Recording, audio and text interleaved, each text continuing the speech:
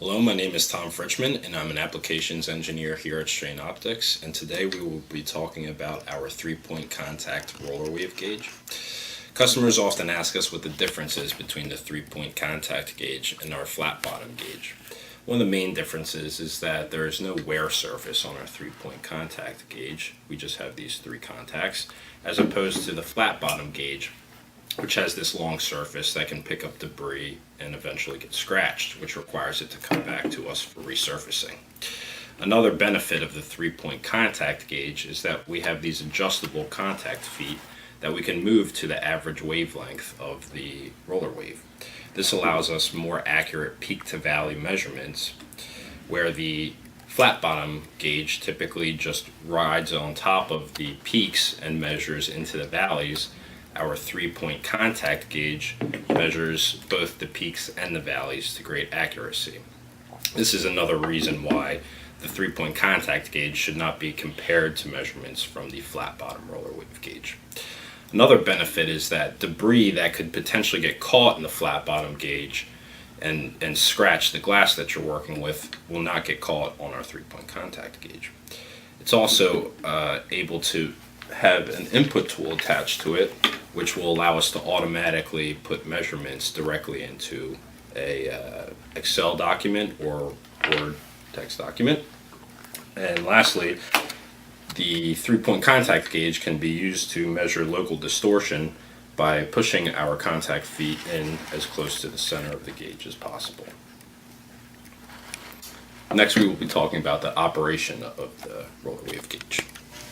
The roller wave gauge can be used to determine the peak to valley depth in minimum, average, or maximum. We can use it to determine the optical distortion in millidiopters, and we can enter the information into a chart or the supplied Excel program in accordance with ASTM standard test method C1651. Our first step is to place the glass that we intend to measure on a flat surface that we know is completely flat, like a granite tabletop, or sometimes we could use a at least 10 millimeter thickness annealed piece of glass. The second step is to zero the dial gauge itself on a similar known flat surface. Our third step is that we want to start by putting the gauge itself on the approximate center line of the glass with the plunger tip at least 305 millimeters in from the edge of the glass. This will make sure that there is no edge lift being incorporated into the calculation. The next step would be to push or pull the gauge along the center line, taking note of each maxima and minima. The maxima will be considered the peaks and the minima will be considered the valleys. And as we hit each peak or valley, we'll make sure to mark it on our measuring tape or masking tape. When we're ready to start taking measurements, we'll lay a ruler, measuring tape, or strip of masking tape along the glass edge parallel to the direction that the wave gauge will be moving, which is perpendicular to the direction of the roller waves. And this will be used for recording the distances between peaks and valleys. Next, we'll push or pull the gauge along the center line parallel to the ruler, measuring tape, or masking tape, and note the location of each peak, which will be a maxima on the gauge, and each valley, which will be a minima on the gauge, with a washable marker on the glass or on the masking tape.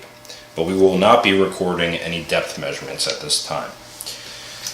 So I will start by moving along the center line, again not pushing down on the gauge until I find the first maxima, which will be about here. And I'll note this as location P1. And then I will move to the next minima, which will be our first valley. And I will mark this location as V1.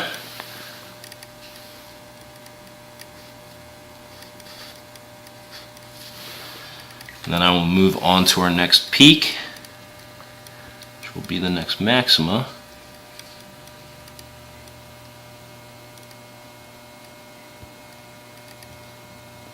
And this location will be P2.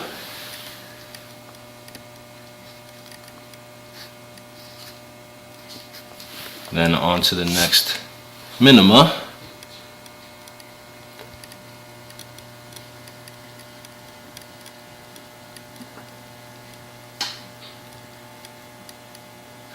which will be V2.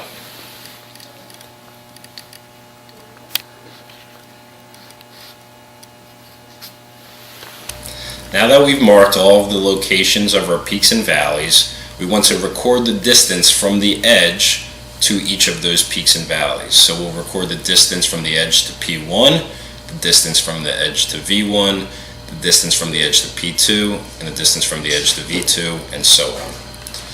After we do that, we can calculate the average wavelength by subtracting the distance from P2 from P1, from V2 from V1, and so on. Divide that by the total number of waves, and divide that number by 2. That number will tell us the distance from the center of the dial gauge to each contact point on either side, which will be the average wavelength of the roller wave. Once we've done that, we can start collecting the depth data at each of those peaks and valleys that we determined earlier. Before finishing the depth gauge measurements, we want to calculate the average wavelength so that we can set the contact feet to that specific wavelength. To do this, we want to first make sure that we're measuring the correct distance from each peak and each valley. First, we will subtract peak 1 distance from peak 2, which is 212 millimeters in this case.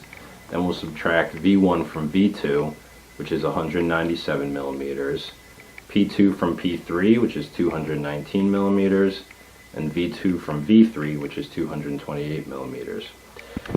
That gives us a total sum of wavelengths of 856 millimeters, and we've done that across 4 waves. So the average wavelength is 856 divided by 4, which is equal to 214 millimeters. At this point, we'll divide that 214 by 2, which is 107 millimeters, to give us the distance that each contact point should be from the center of the dial gauge. Once we've positioned the contact points to the correct distance from the center of the plunger tip, we will move the gauge along the glass again, but this time record the readings from the digital indicator at each peak and valley. We'll put this data to report the minimum, average, and maximum peak to valley values, or calculate true optical distortion in millidiopters with the following equation. The equation for distortion is D equals 4 pi squared W divided by L squared times 10 to the 6th power, where D is optical distortion in millidiopters, W is our peak to valley or valley to peak depth in millimeters, and L is our wavelength in millimeters. In this particular case, we will determine the distortion from V1, which is our first valley, to P2. In this case, our W value will be 0.038, which was the depth at P2, minus a negative 0.038, which was our depth at V1, to end up with a W of 0.076 millimeters. And from the earlier calculation of our wavelength, from P2 to P1, we found that that was 212 millimeters. When we enter that into our equation for distortion, we end up with 66.76 millidiopters.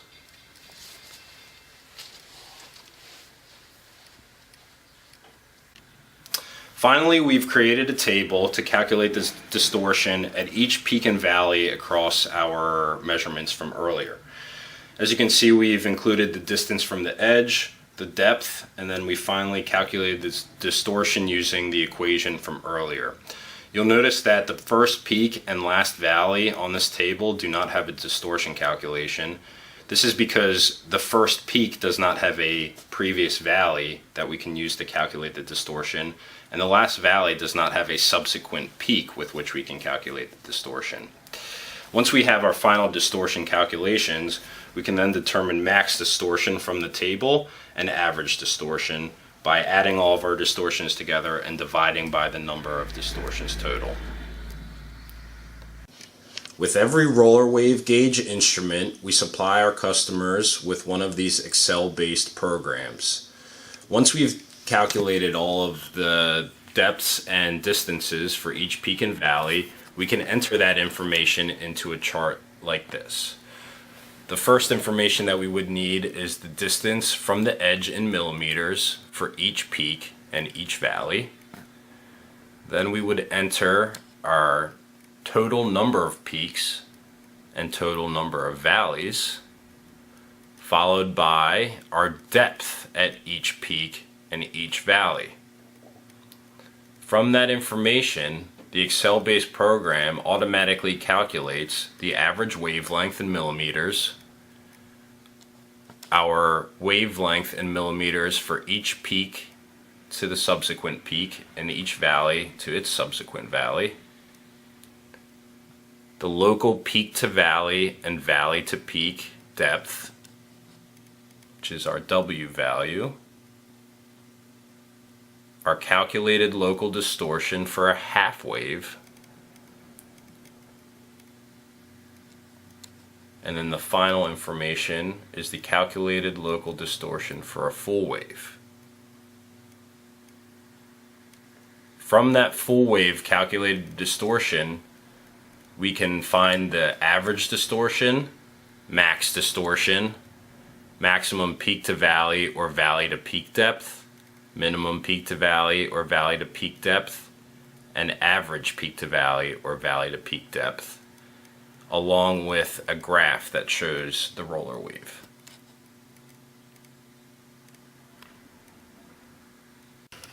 Along with this Excel-based program, there are also two tabs. The first is a report tab, which allows the user to report the requirements of ASTM C1651, and a procedure tab, which can be used so that the user can follow the procedure properly if anything's forgotten.